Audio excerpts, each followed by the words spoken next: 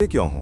कभी रुककर सोचा है? डर इसलिए है क्योंकि तुम्हें लगता है मैं मिट जाऊंगा, और ये डर स्वाभाविक है अगर तुम खुद को सिर्फ ये हार्ड मांस का शरीर मानते हो। लेकिन इसे ऐसे समझो, जब एक घड़ा यानी मिट्टी का बर्तन टूटता है तो क्या उसके अंदर का आकाश भी टूट जाता है? घड़ा बनने से पहले भी आकाश था, घड़ा टूटने के बाद भी आकाश वही रहेगा। घड़ा तो बस एक सीमा थी, एक आकार था। ठीक वैसे ही तुम वो आकाश हो जो शरीर के भीतर है। लोग रोते हैं कि फलाना मर गया, वो चला गया, लेकिन जो भीतर था वो ना कहीं आता है ना कहीं जाता है, वो तो बस है। जिस दिन तुम्हें ये समझ आ जाएगा कि तुम ये मकान नहीं बल्कि इसमें रहने वाले मेहमान हो, उस दिन मृत्यु तुम्हें डरा नहीं पाएगी। मृत्यु सिर्फ एक बदला हुआ वस्त्र होगी, अंत नहीं। साक्षी भाव, द आर्ट ऑफ विटनेसिंग। दृश्य सुझाव। एक व्यक्ति पहाड़ी की चोटी से नीचे ट्रैफिक को देख रहा है या सिनेमा हॉल का पर्दा। नरेटर। तो फिर इस सत्य को जाने कैसे? क्या जंगल में भाग जाने से या हिमालय पर बैठने से? नहीं। ओशो कहते हैं विधि एक ही है और वो है साक्षी भाव। तुम्हारे मन में विचार चलते हैं, क्रोध आता है, लोभ आता है, कभी काम वासना जगती है। तुम क्या करते हो? तुम उनसे लड़ने लगते हो। तुम कहते हो मुझे गुस्सा नहीं करना चाहिए। यही तुम गलती करते हो। तुम्हें लड़ना नहीं है, तुम्हें बस देखना है। जैसे तुम सड़क के किनारे खड़े होकर ट्रैफिक को देखते हो, गाड़ियां आती हैं जाती हैं, तुम किसी गाड़ी के पीछे नहीं भागते। वैसे ही आंख बंद करो और मन के ट्रैफिक को देखो। विचार आएगा और अगर तुम सिर्फ देखते रहे, उसमें उलझे नहीं, तो वो अपने आप चला जाएगा। ये जो देखने वाला है, ये जो तुम्हारे भीतर जाग कर देख रहा है, यही तुम हो, यही आत्मा है। अंत में सबसे बड़ा मजाक क्या है जानते हो?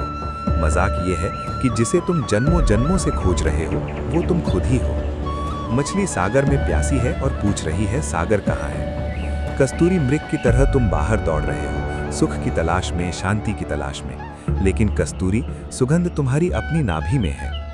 जिस क्षण तुम रुक जाओगे, जिस क्षण तुम्हारी दौड़ खत्म हो जाएगी, उसी सन्नाटे में तुम्हें सुनाई देगा अहम ब्रह्मास्मि, मैं ही वो हूँ। ना मेरा आदि है ना मेरा अंत, मैं ही सत्य हूँ, मैं ही चैतन्य हूँ। संसार में सबसे ज्यादा गलत समझा गया शब्द है प्रेम। तुम जिसे प्रेम कहते हो वो प्रेम नहीं है, वो मोह है, वो कब्जा है। तुम कहते हो मैं तुम्हें प्रेम करता हूँ, लेकिन असल में तुम कहना चाहते हो तुम मेरी हो जाओ ताकि मैं तुम पर अधिकार जमा सकूं। याद रखना, प्रेम कभी बांधता नहीं है, प्रेम मुक्ति देता है। अगर तुम फूल से प्रेम करते हो तो तुम उसे तोड़ोगे नहीं, क्योंकि तोड़ते ही फूल मर जाएगा। अगर तुम सच में प्रेम करते हो तो तुम उसे डाली पर ही रहने दोगे, उसे हवा में झूमने दोगे। मोह कहता है तू सिर्फ मेरा है, प्रेम कहता है तू तेरा है और मैं तेरे होने में आनंदित हूं। जब तक तुम दूसरे को वस्तु समझते रहोगे, तुम कभी प्रेम नहीं कर पाओगे। जिस दिन तुम दूसरे के भीतर भी परमात्मा को देखोगे, उसी दिन वासना प्रार्थना बन जाएगी। लगता है दोनों एक हैं, लेकिन जमीन आसमान का फर्क है। अकेलापन एक बीमारी है। जब तुम्हें लगता है कि कोई दूसरा चाहिए, जब तुम खुद से ऊब जाते हो, तब तुम अकेले महसूस करते हो। तुम भीड़ खोजते हो, मोबाइल खोजते हो ताकि खुद को भूल सको। ये भिखारी की दशा है। लेकिन एकांत, एकांत सम्राट की दशा है। एकांत का मतलब है मैं अपने साथ हूँ और मैं अपने साथ इतना खुश हूँ कि मुझे किसी और की जरूरत नहीं, मैं पूर्ण हूँ। जिस व्यक्ति ने एकांत का स्वाद चख लिया, उसे अब दुनिया की भीड़ आकर्षित नहीं कर सकती। ध्यान तुम्हें अकेलेपन से निकालकर एकांत के सिंहासन पर बिठाता है। तुम्हारा मन क्या है? कभी गौर किया? मन या तो बीते हुए कल यानी पास्ट में है, स्मृतियों में, पछतावे में, या फिर आने वाले कल में है, सपनों में, चिंताओं में। ओशो कहते हैं मन एक पेंडुलम की तरह है जो भूत और भविष्य के बीच डोलता रहता है। लेकिन वर्तमान में मन का कोई अस्तित्व नहीं है। अगर तुम इसी क्षण, अभी और यहीं रुक जाओ तो मन गायब हो जाएगा। क्या तुम अभी इस पल कोई चिंता कर सकते हो? नहीं, चिंता के लिए भविष्य चाहिए। क्या तुम अभी दुखी हो सकते हो? नहीं, दुख के लिए अतीत की याद चाहिए। अभी तो बस सन्नाटा है, बस होना है, और इसी शून्य क्षण में प्रवेश करना ही समाधि है। लोग मिटने से डरते हैं, मैं कहता हूं मिटो, क्योंकि जो मिटता है वही सृजन करता है। एक बीज को देखो, जब तक बीज कठोर है वो कैद है।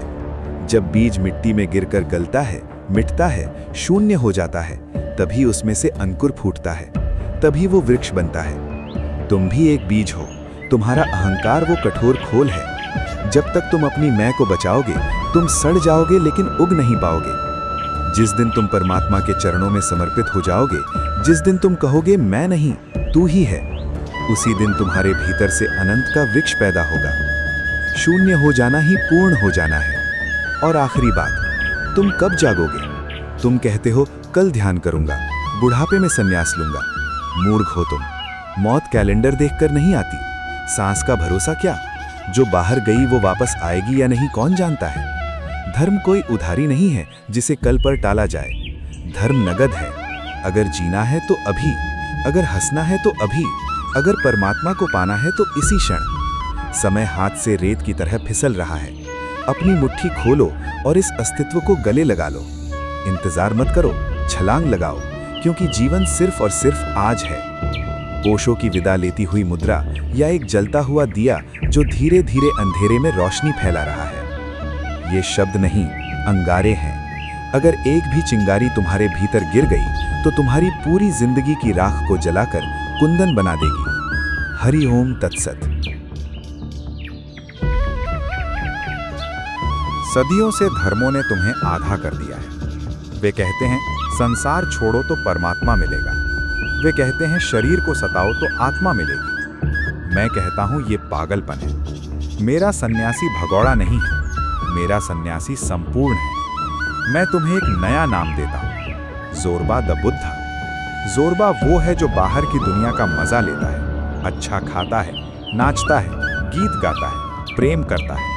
और बुद्धा वो है जो भीतर के सन्नाटे में बैठता है। तुम्हें दोनों बनना है। तुम्हारे पैर धरती पर मजबूती से जमे हो और तुम्हारा सिर सितारों को छूता हो। संसार और सन्यास में कोई विरोध नहीं है। जिस दिन तुम बाहर और भीतर दोनों तरफ अमीर हो जाओगे, वही दिन असली धर्म का दिन होगा। तुम्हें बचपन से सिखाया गया है गुस्सा मत करो, काम वासना बुरी है, लालच मत करो। तुमने क्या किया? तुमने इन सब को अपने भीतर दबा लिया, और जो दबाया जाता है वो सड़ जाता है, वो जहर बन जाता है। मैं कहता हूं लड़ो मत, जागो। ऊर्जा एक ही है।